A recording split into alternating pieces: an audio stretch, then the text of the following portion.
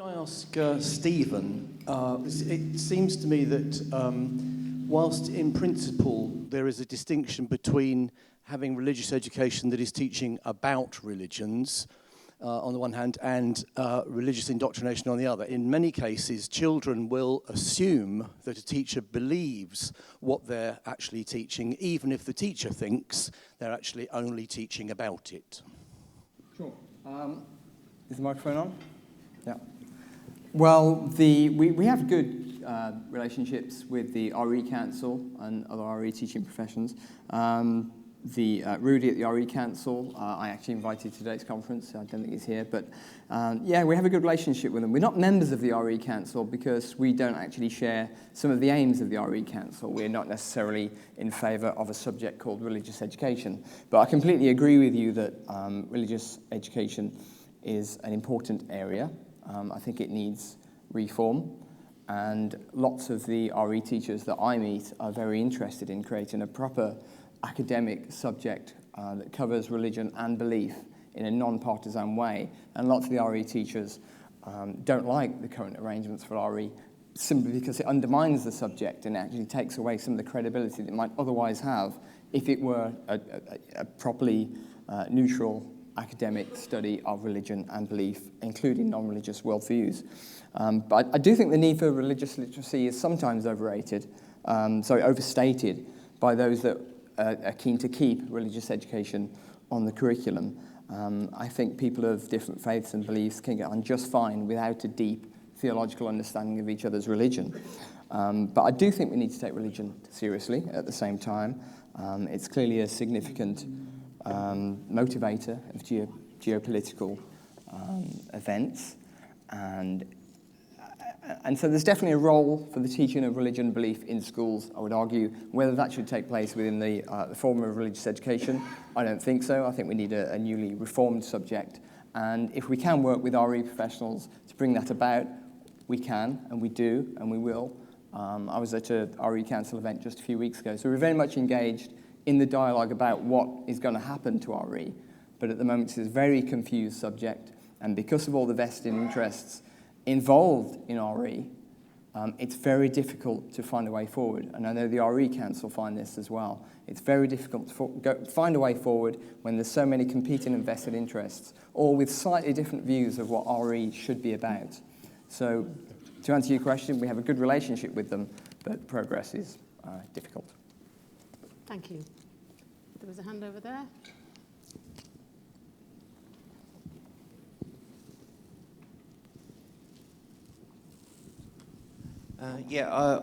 Well, once we get rid of the mammoth task, getting rid of the section act about collective worship in schools, how do we go about implementing Educate for Choice as the national curriculum over here?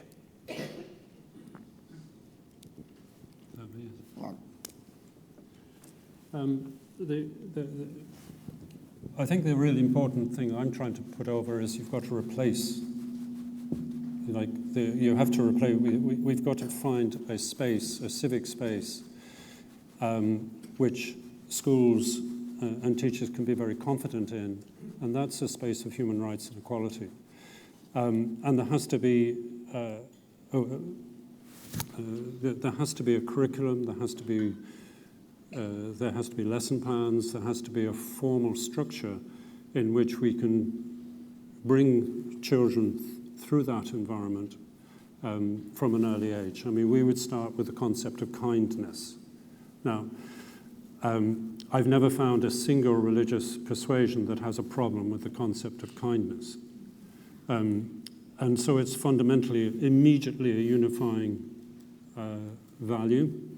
But if you think about the concept of kindness, it's not just like being nice. So if you have to be kind to yourself. It is not kind to your friend if you don't tell them when you think they're doing something wrong. You should be kind in your family. You should be kind in your community. You should be kind to your environment, etc., etc., etc. It is it's a really good example of a value which is universal and which you can quite confidently ask people from all different backgrounds to buy into.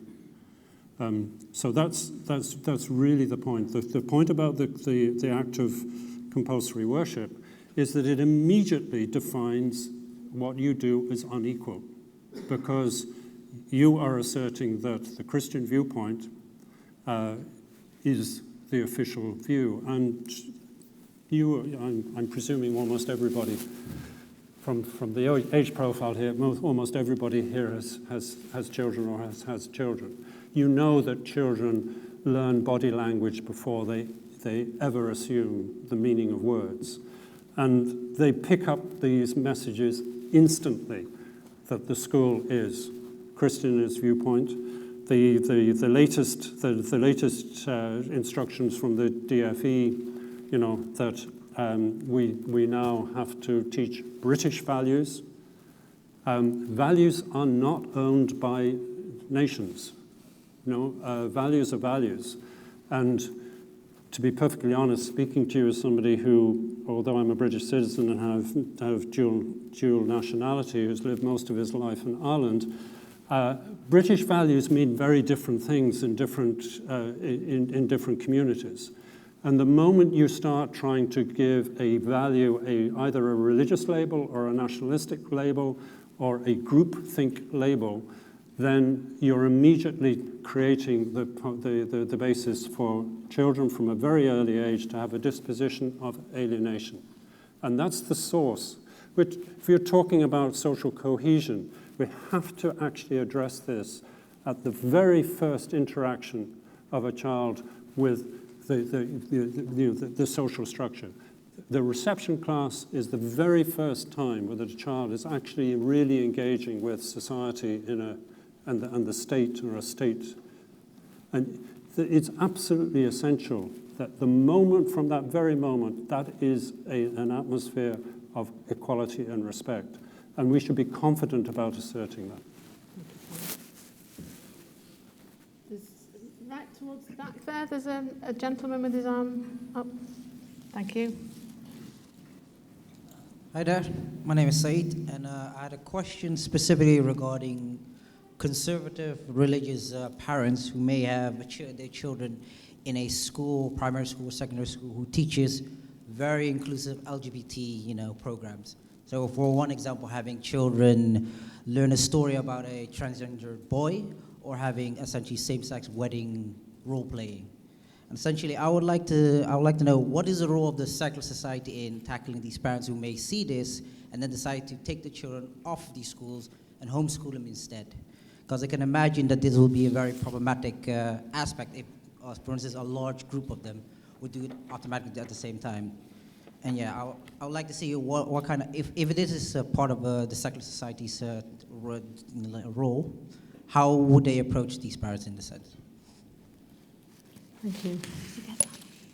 I got some of that. I think the question really is, well, if I may be wrong, but I didn't hear a lot of that, but I think if you secularize the education system, some Orthodox parents will remove their children from the education system and have the potential to homeschool, and the children's lot won't get any better. I think we need better regulation. There shouldn't be any area of our education system that enables people to shield their children from knowledge and education and the reality of modern life in the 21st century. So an argument we often hear is, well, we have to have faith schools. If we didn't, they'd privately educate and then things would get worse. Well, I think the answer is to better regulate independent schooling and better regulate homeschooling. I think that's the simple solution. Anything that has the sign school above the door should adhere to certain values and teach and promote certain values. And I think if anyone wants to homeschool, well, they can do that, but there needs to be a curriculum, there needs to be some sort of education passed on to the child that enables them to live their lives independently and autonomously. And if parents aren't doing that, then I think they should lose their right to homeschool. Thank you. I think there's two more questions now. The gentleman here in the pink shirt.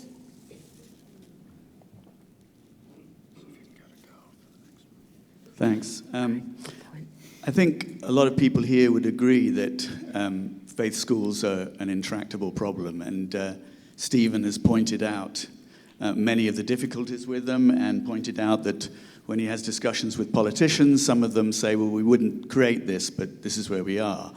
I'm interested in ideas about changing this. Now, Paul's model is one where you bring in a new school system, but he's been doing it for 40 years. Taking Jack's suggestion of partnerships with people who may share goals, even if you don't share ideologies, I'm wondering what the NSS's thoughts are about a proactive campaign to actually reverse this situation and what is possible. I mean, I know you're doing a lot of good work in dealing with all the challenges that these current rules throw up, but how do we change it? Could I ask Paul first, yes, and then Stephen, Yeah, perhaps? Sorry, system changes. Sorry, I haven't been working in Educate Together for 40 years. I'm not one of the founders. I've only been at it 18 years, but in a past life I was a systems analyst in the printing industry, so I'm very interested in strategic thinking in terms of system change. And so Educate Together has quite a detailed a detailed view on this. What we're trying to do is to create what is called a challenge network, so that we're trying to set up a network which will be, first of all, properly spread around the territory.